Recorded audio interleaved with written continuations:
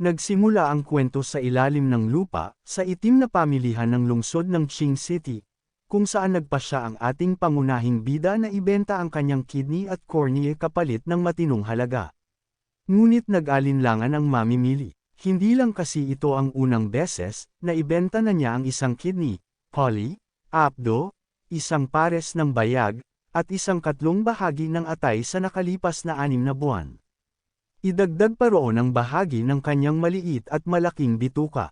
Napailing ang mamimili. Kung isa pang kidney ang ibebenta mo, 2 araw ka na lang mabubuhay, sabi niya. Pero buo ang desisyon ng ating bida. Para to sa kapatid kong may malubhang karamdaman, sagot niya. Napatingin ang mamimili sa kanya, binunot ang kutsilyo at sinabing, ayos, may tapang ka, bata. Sige, walang atrasan. Boss, kakayanin ko to, sambit ng bida habang tinakpan ang kanyang bibig. At nagsimula ang proseso, napasigaw ang bida sa sakit. Ilang sandali pa'y pauwi na siyang may tungkod sa kamay at benda sa mga mata. Nang makasiguradong wala nang sumusunod sa kanya, tinanggal niya ang benda at ngumiti. Gumamit siya ng regeneration para pagalingin ang sarili. Bitbit niya ang perang nakuha mula sa pagbenta ng cornea at kidney, sabay sabi sa sarili, sapat na to. Kasama ng naipon ko, kakasya na to para sa job transfer ritual. Tumawa siya habang naglalakad, dahil ang lahat ng sinabi niya ay kasinungalingan lang. Wala siyang kapatid. Wala siyang kahit sinong niloloko kundi ang mga tao sa paligid niya. Ang pangalan niya ay Yelin, isang transmigrator, ulilang lubos, at nabubuhay sa mundong puno ng espiritual na enerhiya, halimaw, at mga dungeon realm. Bilang ulila, mahirap mabuhay. Hanggang sa matuklasan niya ang kanyang natatanging kakayahan, regeneration. Anumang sugat, kahit tanggal ang bahagi ng katawan, ay kayang maghilom sa loob ng ilang minuto. Kaya sinimulan niyang ibenta ang sarili niyang mga organo para makalicom ng 100,000 yuan, sapat para sa mahal na bayad sa class transfer. Dahil sa ritual na ito lang siya magkakaroon ng kapangyarihan para tumatag sa mundong ito at protektahan ang mga taong mahalaga sa kanya. At dumating na ang araw ng class transfer. Sa pagdating niya sa lugar, nilapitan siya ng 3 estudyante. Anong ginagawa mo rito? Tanong ng isa. Kilala siya bilang isang mahirap na estudyante, kaya't imposible raw na kayanin niya ang bayad. Ngunit ngumiti si Yin, hinawakan ang kamay ng babae at nagsabing, Miss Wang, napilitan akong kumuha ng class transfer loan. Siyempre, isa na namang kasinungalingan. Ayaw lang niyang magduda ang mga tao. Nagulat si Miss Wang, at natakot ang mga kasama niyang lalaki. Baka raw habang buhay nang magtrabaho si Yelin para mabayaran ang utang kung sakaling makakuha siya ng walang kwentang klase. Pero pumayag si Miss Wang, at hiniling na ibigay niya ang lahat ng makakaya niya. Pumasok si Yelin. Makalipas ang ilang minuto, nagsimula na ang ritual. Isa-isa silang tinawag. Unang tinawag si Gao Dayo mula sa class 5. Sa usapan ng mga estudyante, hindi rin siya mayaman. Nang inilagay niya ang kamay sa gintong bola, sinabi ng principal na ang nakuha niyang klase ay support type, isang A-rank poultry breeder. Tumawa ang ilan, pero sinabi ng principal, walang-walang kwentang klase, tao lang ang nagiging walang kwenta. Sunod na tinawag ay isang sexing babae sa pulang bestida, si Zug Nini. Lahat ay humanga sa kanya. Paglapit niya sa intamblado, sinabi ng principal sa kanya na good luck na lang. Agad naman nagpasalam si Zug Nini sa principal. Pagkatapos noon, sinimulan na niyang ailapit ang kanyang kamay. Nang ilagay niya ang kamay sa bola, lumitaw ang imahe ng Phoenix. SSS Rank Fire Mage. Nagulat ang principal at sinabing, ngayon, makakatindig na ang Qing City Academy. Ang mga estudyante sa baba ay sobrang nabigla. Nasabi ng babaeng puti ang buhok na ang kanilang diyosa ay nagising ang talento ng isang SSS rank class, at isa rin itong Fire Mage. Kaya ngayon, tapos na ako, wala na akong karapatan na pangarapin pa siya. Pati si Yin ay namangha.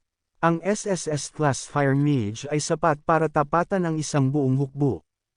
At pagkatapos nito, sinabi ng principal na kakausapin niya si Zugnini para sa espesyal na training plan. Pagkababa ni Zugnini mula sa entablado, si Yelin na ang sunod na tinawag. Habang papalapit siya, rinig niya ang usap-usapan ng mga estudyante. Pinagtsitsismisan siya dahil sa class change loan na kinuha raw niya para lang makasali. Bahagya siyang tumingin kay Zugnini at naisip sa sarili, hindi ako magiging side character mo. Tumayo si Yelin sa harap ng gintong bola at dahan-daang inilagay ang mga kamay. Matagal niyang hinintay ang sandaling ito, kung mananatili ba siyang talunan o lalaban sa kapalaran. Kinakabahan man, sabik siyang malaman ang bagong klas niya. At doon lumitaw ang isang makapangyarihang asol na dragon. Nanlaki ang mga mata ni Yelin. Binalot ng liwanag ang buong katawan niya. Nagulat ang lahat, isang estudyanteng may utang sa class change, pero nakakuha ng napakalakas na class. Napahanga rin si Zugnini, iniisip na baka SSS class na naman ang nakuha ni Yin. Ngumiti ang principal. Isa na namang pambihira, bulong nito. Tinanong ni Yelin kung ano ang nakuha niyang class. Combat class, SSS level, Forbidden Curse Master, pahayag ng principal. Ngayon, pinarangalan mo ang Xingcheng Academy. Bukas, Xingcheng Academy ang magiging proud sa'yo. Ngunit hindi pa man natatapos ang sinasabi ng principal, bigla itong napatigil.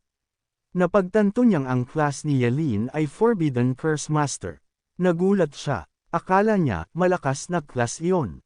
Pero nagtawanan ang mga estudyante. Wala pang Curse Master ang nabuhay lampas 25. Sigaw ng isa. Ang Forbidden Curse Master ay kilala bilang isang class na gumagamit ng sariling buhay kapalit ng kapangyarihan. Mabilis silang namamatay, kaya't itinuturing itong basurang class.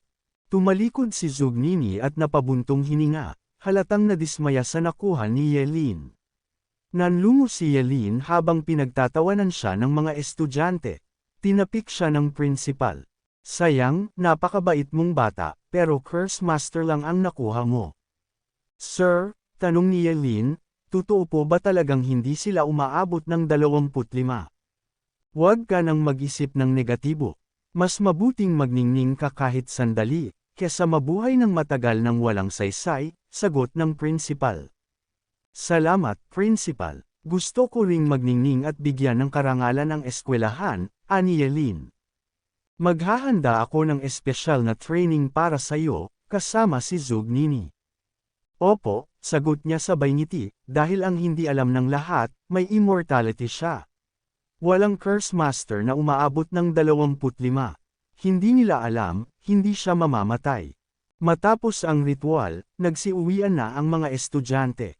Plano ni Yelin na dumiretso na lang sa bahay, pagod siya at gusto lang matulog. Pero may tumawag sa kanya, si Zugnini. Inalok siyang makipag-team up. Alam kong mas mabilis mamatay ang Curse Master kapag laging lumalaban, paliwanag niya. Wala akong masamang intensyon, gusto ko lang tumulong bilang kaklase. Pero tumanggi si Yelin. Hindi siya pinilit ni Zugnini. Ang tigas ng ulo mo. Patay ka na talaga. Sabay lakad palayo. Hindi na lang pinansin ni Yelin. Pero hinarang siya ng isang grupo ng mga lalaki. Akala mo siguro astig ka na dahil may SSS class ka, ani ng isa. Galit si Yelin. Lahat to dahil lang sa 2 linyang sinabi ni Zhug Xiao. Tabi dyan. Uuwi na ako, sagot niya. Uuwi ka sa 10 square meter mong lungga. Singit ng isang lalaking nakaputing shirt. Ngayon na SSS ka na, baka pwede mo na akong tawaging daddy. Bigyan kita ng trabaho sa G Corporation bilang gwardiya. Tawanan ang iba. Privilege yun, bro. Security sa G Corporation. Luhod ka na sa master namin, si Master G bukas, empleyado ka na niya. Tumingin si J kay Yelin. Kapag may pera ka na, bumili ka na ng insenso. Para sa mga patay mong kasama sa ampunan. Pinilit nilang paluhurin si Yin. Sinabi pa nilang ang mga Curse Master ay walang karapatang mabuhay ng matagal. Ulila ka lang. Di ka karapat-dapat magkaroon ng pamilya. Nanahimik si Yelin. Pero sa loob-loob niya, kumukulo na siya sa galit. Tahimik siyang tumingin sa kanila. hanggang sa nagliyab ang mga mata niya. Isinilang ang kanyang kapangyarihan bilang isang curse master. Sabi ko na nga ba, kayo rin ang nagtulak sakin para kumilos, ani Yeline habang seryoso ang tingin sa mga lalaki. Bigla silang kinabahan, baka raw magbato ng forbidden curse si Yeline. Bakit hindi? Sagot niya, huwag niyong bastyusan ang pamilya kung pumanaw na. Agad siyang naglunsad ng atake sa direksyon nila, hindi para saktan, kundi para takutin. Nanginginig sa takot ang grupo. Hindi mo na kailangang gumamit ng forbidden curse. Pakiusap nila. Kung lalaki kayo, lumapit kayo ngayon. Hamon ni Yeline. Pero sa halip na lumaban, isa-isang tumakbo palayo ang mga lalaki. Tinanggal ni Yeline ang curse state niya at mariing binigkas, mga walang kwentang basura. Tumakbo lang sila sa isang bitaw. Habang patuloy na naglalakad, naramdaman niyang parang nasunog ang bahagi ng kanyang duodenum. Hindi niya alam, may nakamasid pala sa kanya, si Zuganini. Nenas ito, ang babaw ng dahilan pero handa agad siyang mamatay. Akala raw niya, kahit hindi curse master ang umasta gaya ni Yeline, wala rin namang mararating. Para sa kanya, hindi karapat-dapat si Yeline na tumayo sa tabi niya. Pagsapit ng gabi, nakauwi na si Yeline sa kanyang bahay. Inilapag niya ang bag sa sofa, naupo, at binuksan ang system interface. Binasa niya roon ang mga sumusunod. Sakripisyo ng parte ng duodenum katumbas tatawagan ang normal na kidlat. Sakripisyo ng pantog katumbas magpapatawag ng yin thunder from burial waters. Sakripisyo ng puso katumbas magdadala ng destruction purple lightning. At kung ganoon, siguro raw mamamatay siya kapag sinubukang ipatawag ang pinakamakapangyarihang Chaos God Thunder. Humiga siya sa sofa, nahilo siya, alam niyang side effect ito ng body regeneration. Habang nakatingin siya sa ilaw, nasabi niya na sobrang pagod na talaga siya. Sa kabilang banda, pumunta si Jilingayo sa kanyang ama para humingi ng tulong, gusto niyang ipapatay si Yeline. Pero pinaalalahanan siya ng ama, delikado pumatay ng SSS rank curse user. Wala tayong mapapala. Alam niyang si Yeline ay madaling uminit ang ulo, isang emosyonal na bata na handang magpakamatay sa isang insulto. Pinatong niya ang sigarilyo sa ashtray. Huwag mong kakalimutan, mahirap lang ang batang yan. Gamitin mo ang pinakamalakas mong alas para tamaan ang kahinaan ng kalaban. Kinabukasan, maagang dumating si Yeline sa Chingcheng Academy. Nag-uunat pa habang naglalakad, antok pa rin. Narinig niya ang mga estudyanteng pinag-uusapan siya raw yung nagpalit ng curse class at pinatumba si Jilingayo. May biglang tumapak sa balikat niya, may bitbit pang bote. Si Jilingayo, may dalang gatas. Naguluhan si Yeline. Bakit siya nagdadala ng almusal? Inabot ni Jilingayo ang bote. Wala akong nilagay na lason dyan, huwag kang mag-alala. Pasasalamat lang yan. Pasasalamat. Wala naman talagang lumabas na kidlat. Sabihin mo na gusto mong sabihin, ani Yeline sabay inom ng gatas. Ngumiti si Jilingayo, parang tinamaan ako ng kidlat kahapon. Nagising ako, simula noong nakilala kita, napagtanto kong sinasayang ko lang buhay ko. Lumuhad ito sa harap ni Yeline. Gusto ko sanang tawagin kang kuya. Napakunot noo si Yeline. Tawagin akong kuya, nataman ka ba sa ulo? Hindi, seryoso ako, yung suntok mo kahapon, masakit siya pero tinamaan din yung konsensya ko. Kung gusto kong maging mabuting tao, kailangan ko ng role model, ani ni Jilingayo kay Yeline. Pwede, pero may bayad, sagot ni Yeline. Hindi tumutol si Jilingayo. Bigay mo lang sakin account number mo. Habang naglalakad patungong field, sinabi ni Yeline ang account number niya. Ipadala mo na lang ang 2 million, pang first term. Okay lang yan, sagot ni Jilingayo. Sasabihin ko agad kay Papa. Sa oras ding iyon, ang Nova's Secret Realm ay bumukas sa field. Ang pagsubok ay magsisimula na maya-maya lang. Umaasa akong magpapakitang gilas kayo, ani ng principal. Lahat ay nagdarasal para sa tagumpay. Nasa harapan sina Yeline at Zuganini. Napansin sila ng mga elder na kasama ng principal. Mukhang sila ang dalawang SSS class profession na representative ng Qingchenghai ngayong taon, sabi ng isa. Napailing ang principal. Sinabihan ko na yung dalawa na magloki lang. Di marunong makinig. Dalawa agad sa isang taon. Hindi ba nakakainis? Sobrang nakakainis. Sabay tawa ng principal. Pero walang sumagot. Lumingon siya sa likuran at tinanong ang mga matatandang kasama niya, bakit wala kayong sinasabi? Ipinanganak ba kayong pipi o ano? Tahimik na umalis ang tatlo. May aasikasuhin pa kami, sabi ng isa sa kanila. Sa totoo lang, nina sila sa principal. Masyado raw kasi itong bilib sa sarili. Sa puntong ito, pinayagan ng pumasok ang mga examiner sa field. Bago makapasok si Yelin, muli siyang nilapitan ni Zubnini at inalok ulit ng pakikipag-team up. Tumanggi na naman si Yelin. Napailing si Zubnini. Ang yabang naman ng lalaking to. Bahala ka, mamamatay ka rin, ani niya.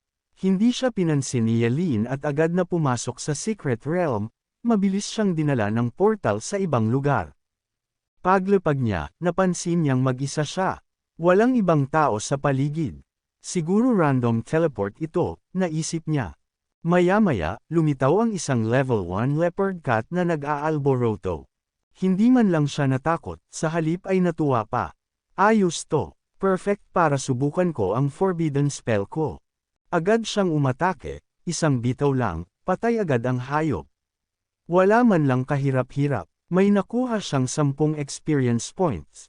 Pero nainas siya, ganito lang. Ang baba naman, hindi man lang sulit sa damage na tinamo ng kidneys ko.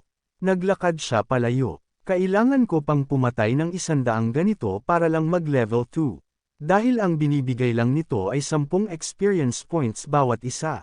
Napailing siya, sobrang bagal nito. Mukhang kailangan kong mag-isip ng ibang paraan. I got so much motherfucking